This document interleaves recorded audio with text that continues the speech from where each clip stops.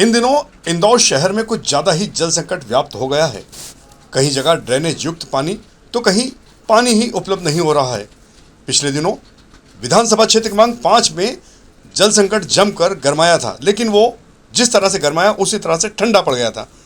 लेकिन अब इंदौर शहर के विधानसभा क्षेत्र क्रमांक 2 में पानी संकट को लेकर लोगों का गुस्सा जमकर फूट पड़ा। शनिवार को वार्ड क्रमांक 26 के रहवासियों ने पार्षद के नेतृत्व में विधायक रमेश मेंदोला के निवास के बाहर जमकर धरना प्रदर्शन कर नारेबाजी भी की।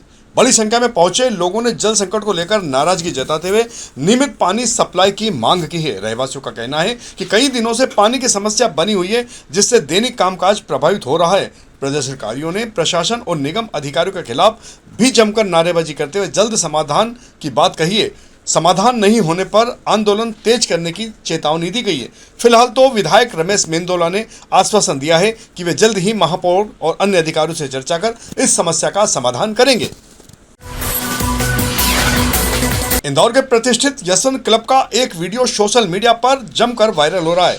वीडियो में क्लब के रेस्टोरेंट एरिया में आवारा कुत्ते टेबल पर रखी प्लेटों में बड़े शौक से खाना खाते हुए दिखाई दे रहे हैं। बताया जा रहा है कि यह वीडियो क्लब परिसर का ही है। हालांकि इसकी आधिकारिक पुष्टि नहीं हुई है, लेकिन वीडियो सामने आने के बाद क्लब की व्यवस्थाओं और साफ सफाई को लेकर तमाम सवाल उठने लगे हैं। कई सदस्यों ने मामले की जांच कर जिम्मेदारों पर कार्रवाई की मांग भी की है। वहीं वीडियो वायरल होने के बाद क्लब प्रबंधन भी चर्चा में आ गया है। गौरतलब रहे कि इस क्लब में बड़े बड़े अधिकारी, पूंजीपति, व्यापारी सहित शहर की बड़ी नामी गिरामी हस्तियां शामिल हैं। ग्रीष्मकालीन गिद्ध गणना 2026 में इंदौर संभाग के विभिन्न क्षेत्रों में करीब 30 गिद्ध अब तक दर्ज किए गए हैं। चोरल क्षेत्र में सबसे अधिक यानी कि 14 गिद्ध मिले हैं, जबकि इंदौर में 10, महू में 4 और मानपुर में 2 गिद्ध पाए गए। वहीं राला मंडल क्षेत्र में फिलहाल एक भी गिद्ध नहीं मिला है, जबकि पिछली बार यहां पर 20 से अधिक गिद्ध देखे गए थे। हालांकि जो गणना की गई है वे सभी गिद्ध इजिप्शियन प्रजाति के बताए जा रहे हैं। इंदौर में पेट्रोल और डीजल की कीमतों में एक बार फिर बढ़ोतरी देखी जा रही है। पेट्रोल का भाव 110 रुपये 76 पैसे से बढ़कर 111 रुपये 70 पैसे प्रति लीटर हो गया है, जबकि डीजल भी 95 रुपये 95 पैसे से बढ़कर 96 रुपये 90 पैसे प्रति लीटर पहुंच गया है। लगातार बढ़ती ईंधन कीमतों ने आम जनता की परेशानियां और अधिक बढ़ा दी है। पेट्रोल डीजल महंगा होने से परिवहन खर्च बढ़ता है, जिसका असर सब्जियों, खाद्य सामग्री और रोजमर्रा की जरूरतों पर पड़ता है। लोगों का कहना है कि महंगाई लगातार बढ़ रही है, लेकिन आय में बढ़ोतरी नहीं होने से घर का पूरा बजट बिगड़ चुका है। पुलिस मुख्यालय के निर्देश पर 21 मई से 27 मई तक चल रहे अभियान के तहत शहर के चारों यातायात जोन में सघन चेकिंग की गई। इस दौरान 55 बसों के खिलाफ विभिन्न नियमों का उल्लंघन करते हुए कार्रवाई भी की गई। जांचों में 8 बसों में फायर सेफ्टी व्यवस्था नहीं मिली, 18 बसों में फर्स्ट एड बॉक्स नहीं मिले, वहीं 19 बसों में अग्निशमन यंत्र पूरी तरह गायब पाए गए। इसके अलावा पुलिस ने बसों के दस्तावेज की भी जांच की और बस संचालकों को यातायात नियमों का पालन और यात्रियों की सुरक्षा को प्राथमिकता देने की समझाइश दी है। इंदौर शहर में बढ़ते यातायात दबाव को नियंत्रित करने के लिए यातायात पुलिस ने ड्रोन सर्विस लॉन्च और ग्राउंड मॉनिटरिंग शुरू की है। पीक आवर्स के दौरान राजवाड़ा, पलाशिया, घंटाघर, सराफा, यशवंत रोड सहित कई व्यस्त क्षेत्रों पर ड्रोन कैमरे से लगातार निगरानी रखी गई। जहां भी जाम या दबाव की स्थिति बनी, वहां कंट्रोल रूम से तुरंत पुलिस बल को अलर्ट कर यातायात सुचारू कराया गया। यातायात पुलिस के अधिकारियों, जवान लाउड स्पीकर के माध्यम से भी वाहन चालकों को रेड सिग्नल, लेन अनुशासन और मोबाइल का उपयोग नहीं करने की समझाइश दे रहे हैं। इंदौर में समान नागरिक संहिता यानी यूजीसी को लेकर जन भागीदारी बढ़ाने की कवायद तेज हो गई है। मध्य प्रदेश शासन के द्वारा गठित उच्च स्तरीय समिति ने शुक्रवार को जाल सभागृह में जन परामर्श बैठक आयोजित की। बैठक में सामाजिक, कानूनी और प्रशासनिक पहलुओं पर चर्चा करते विभिन्न संगठनों, जनप्रतिनिधियों और नागरिकों से सुझाव लिए गए। इस दौरान विधायक मालिनी गौड़, सेवानिवृत्त IAS शत्रुघ्न सिंह, कानूनविद अनूप नायर, शिक्षाविद गोपाल शर्मा और सामाजिक कार्यकर्ता बुद्धपाल सिंह विशेष रूप से मौजूद थे। बैठक में यूजीसी को लेकर सकारात्मक और नकारात्मक दोनों ही तरह के सुझाव सामने आए, जिसके आधार पर अब समिति अपनी रिपोर्ट शासन को सौंपेगी। देखिए, जहाँ तक जनजाति समाज की बात है, मध्य प्रदेश देश का वो राज्य है जहाँ सबसे ज़्यादा जनजाति रहती है। भारत के संविधान में 21वें पार्ट में और अलग अलग आर्टिकल्स में जनजातियों के अधिकारों को प्रोटेक्ट किया गया है। तो जिन चीज़ों को संविधान ने प्रोटेक्ट किया गया है उसको यूसी से अलग रखा जाना चाहिए। Thank you. सवाल कर दीजिए। थोड़ा पीछे कर लो भाई, थोड़ा आप मुझे दबा रहे हैं। हाँ, खड़े हो जाएंगे तो ज़्यादा अच्छा। नहीं आप बोलिए। सर, आज जो बैठक हुई है, अहम बैठक हुई है, सभी ने अपने सुझाव दिए हैं। किस तरीके के सुझाव आए हैं? तो आपने जैसा सुना कि बहुत अच्छी चर्चा आज हुई है यूसीसी के सभी पहलुओं पर, चाहे वो विवाह हो, विवाह विच्छेद हो, इनहेरिटेंस के मामले हो, लिव इन के मामले हो, सब पे लोगों ने अपने विचार प्रकट किए हैं। विशेष रूप से विवाह और तलाक के मामलों में जो कमियां परिलक्षित हुई हैं, जो लोगों को दिक्कतें आती हैं, उसको प्रकाश में लाया गया है। तो जो भी विचार यहाँ प्रकट किए गए हैं उनका समिति अध्ययन करेगी, उस पर मनन करेगी और उसके बाद अपनी संस्तुतियाँ प्रस्तुत करेगी। सर, जैसे दूसरे प्रदेशों में भी लागू हुआ है ये एक्ट, तो क्या यहाँ मध्य प्रदेश में भी होगा या नहीं होगा, समिति इस पर मंथन करेगी, उसके बाद ही अपनी संस्तुति प्रस्तुत करेगी। अभी तो वो कहना संभव नहीं है, पहले तो लोगों के विचार हम जान लें, जो अध्ययन करना है वो कर लें, उसके पश्चात ही समिति अपना मत स्थिर करेगी। किस प्रकार के विचार आए हैं यहाँ पर? कुछ नेगेटिव विचार भी आया है? नहीं, नेगेटिव विचार, एक वक्ता ने ये कहा कि ये एक पर्टिकुलर समुदाय के हितों के विपरीत है, वो उनका विचार है। लेकिन आपने देखा कि पूरी सभा में केवल एक ही वक्ता थे जिन्होंने ये कहा कि ये उनके धर्म के मान्यता। इंदौर शहर कांग्रेस के मीडिया और आईटी विभाग प्रभारी हितेश वर्मा की फेसबुक पोस्ट पर संगठन के भीतर नाराजगी है। पूर्व नेता प्रतिपक्ष अजय सिंह राहुल भैया के इंदौर प्रवास के दौरान कार्यकर्ताओं से मुलाकात के बीच हितेश शर्मा ने घर बैठे कांग्रेसियों को लेकर कटाक्ष किया था। इस पर मध्य प्रदेश शासन के पूर्व महासचिव राकेश सिंह यादव ने भी कड़ी आपत्ति जताई है, क्योंकि वे खुद भी इन दिनों सक्रिय नहीं है। उन्होंने इसे वरिष्ठ नेताओं का अपमान बताते हुए कहा कि ऐसी बयानबाजी संगठन को कमजोर करती है। यादव ने राहुल गांधी, एआईसीसी और पीसीसी को पत्र लिखकर हितेश वर्मा के खिलाफ अनुशासनात्मक कार्रवाई की मांग की है। देखिए, अभी 2 दिन पूर्व प्रतिपक्ष नेता अजय सिंह जी ने हर कांग्रेसी के घर जाकर संगठन के संबंध में चर्चा करी, कैसे 2028 में कांग्रेस की सरकार बनेगी, उसकी तैयारियों को लेकर उन्होंने मार्गदर्शन दिया। ऐसी परिस्थिति में शहर कांग्रेस कमेटी का एक जिम्मेदार पदाधिकारी, जो कि मीडिया प्रभारी भी है और आपका डिजिटल प्रभारी भी है, उसने एक पोस्ट की और इस पोस्ट में साफ तौर पर लिखा है कि अजय सिंह जी ऐसे नेताओं के घर गए थे जो घर में सोए हुए हैं, निष्क्रिय हैं। मेरा सवाल है शहर कांग्रेस अध्यक्ष से, सबसे पहला, क्या हमारे प्रदेश अध्यक्ष जीतू पटवारी जी निष्क्रिय हैं क्योंकि अजय सिंह जी उनके भी घर गए थे? क्या उनके जाने के बाद अब वो सक्रिय होंगे?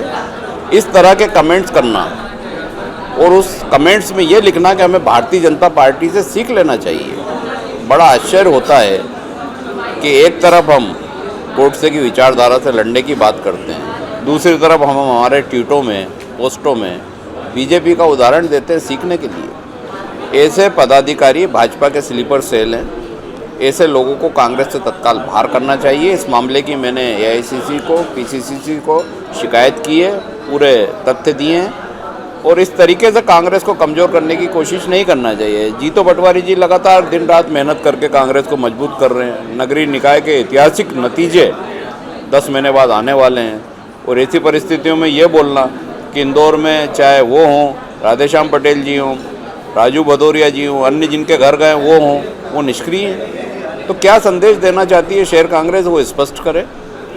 क्या ऐसे पदाधिकारियों की जो पोस्टें होती है वो शहर कांग्रेस अध्यक्ष की जानकारी में नहीं है? और अगर नहीं है तो तत्काल सख्त कार्रवाई करे और ऐसे लोगों को 6 साल के लिए निष्कासित करें। पिछले दिनों एक पोस्ट में राहुल ठाकरे जैसे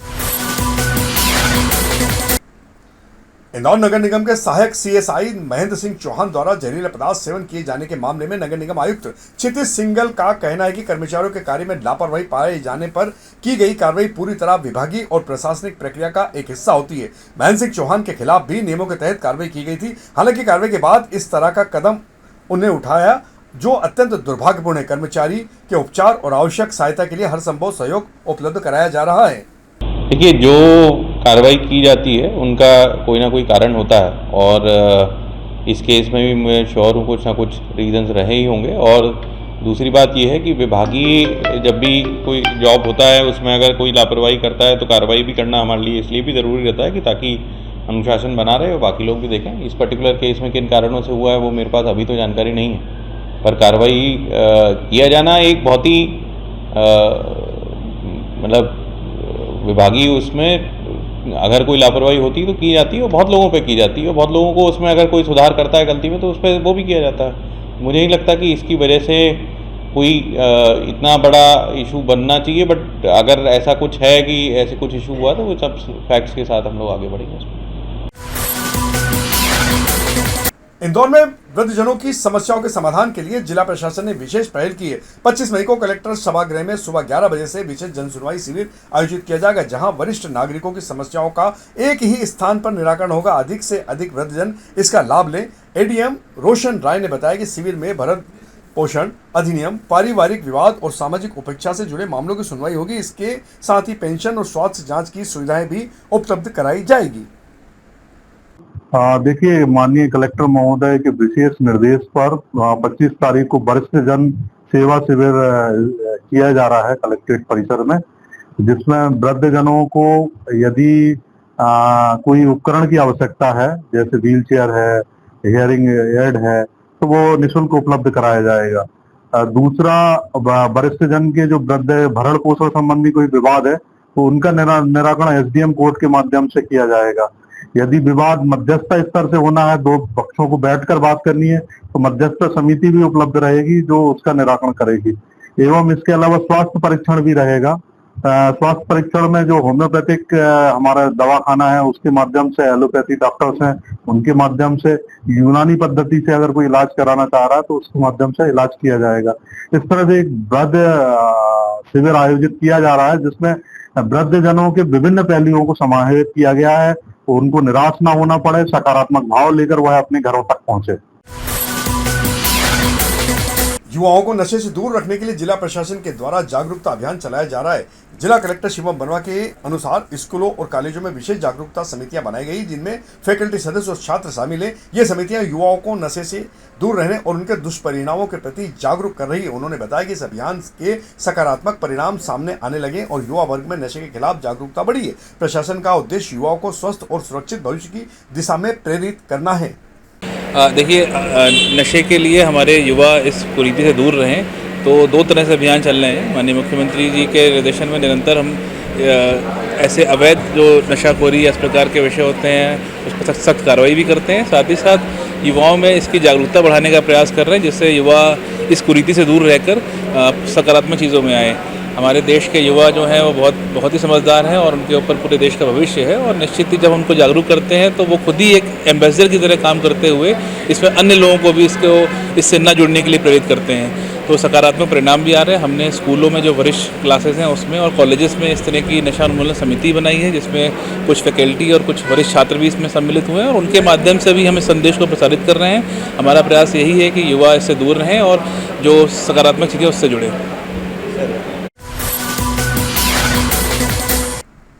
सीहोर जिले के ग्रामीण क्षेत्रों में लगातार हो रही अघोषित बिजली कटौती के खिलाफ जन आक्रोश कुछ अलग अंदाज में फूट पड़ा।